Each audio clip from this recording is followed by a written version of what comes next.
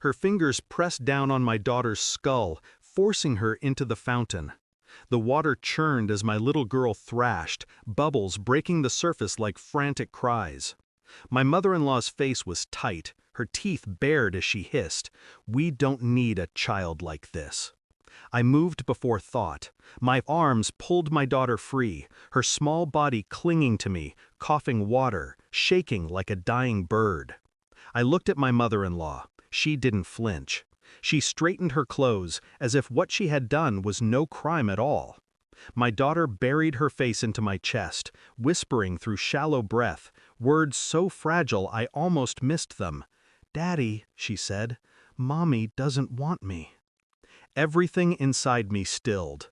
Not rage, not grief, just stillness. I carried my daughter home. My wife met us at the door, concern painted across her face, though I saw how quickly her eyes darted to her mother before resting on me. I said nothing. I only placed my daughter on the couch and wrapped her in a blanket. Later, when she slept, I asked quietly, "Why would your mother say you don't want her?"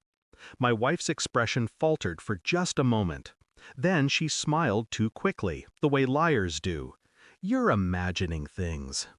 But my daughter's whisper replayed in my mind like a needle caught in the same groove of a record. "Mommy doesn't want me." A truth buried beneath those words gnawed at me. Something darker than cruelty. Something secret. That night, when the house grew silent, I pulled the letter my daughter had scribbled for school from her backpack. A drawing. 3 people holding hands. Me, her, but no mother. A blank space where one should have been.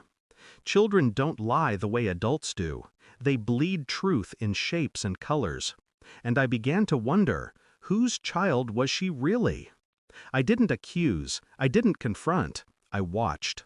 I studied the way my wife avoided my daughter's hugs, how she spoke with clipped tones, how she lingered too long on her phone when messages lit her screen. I began collecting threads. Hair from my daughter's brush, a toothbrush from the bathroom, my own DNA swab, quiet packages sent off to a lab under another name. Meanwhile, I traced my wife's phone records.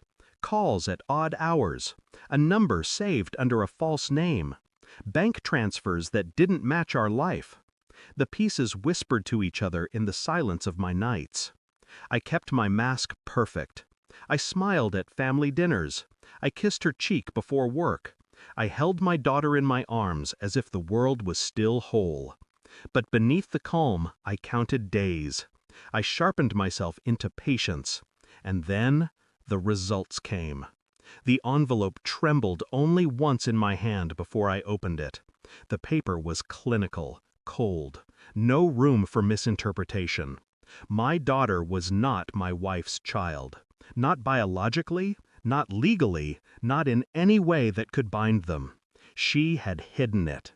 She had built her lies on my devotion, my blindness. I sat at the kitchen table with the report in front of me. My wife entered, humming softly, pouring wine into a glass. Without a word, I slid the paper across the wood. She read. Her hand froze halfway to her lips. Her face drained, then twisted. "This doesn't change anything," she whispered. "It changes everything," I said. I spoke it without anger, without volume, just fact. She tried to reach for my hand. I didn't move. I leaned closer, my voice steady, almost gentle. "You never wanted her. That's why your mother tried to drown her. Because you told her she wasn't yours, that she was mine alone." Her mouth opened, but no words came. "I let you believe I was blind. I let you think your secret would rot quietly in the dark. But now," I stood, walking to my daughter's room. I returned with her, half asleep, small hand clutching mine. "She is mine, not yours. You forfeited that the moment you denied her breath." I didn't raise my voice. I didn't need to. My daughter clung to me, and my wife collapsed against the table, sobbing not for loss, but for exposure. That was the wound she couldn't survive. I left that night, not with rage, not with chaos, Just a bag. My daughter's hand in mine. Silence our only ally. I didn't look back when my wife begged, when her mother shouted, when their world cracked beneath them. I drove into the night, my daughter asleep in the back seat, breathing the way only children can when the weight of truth no longer crushes them. There was no grief left in me, no pity, only clarity. Some lies bind families together. Ours was shattered by one. And in the ruin, I found freedom.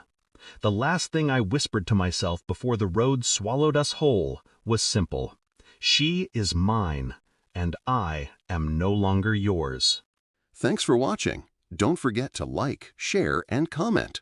Subscribe now to Cheating Stories Insight World for more amazing stories.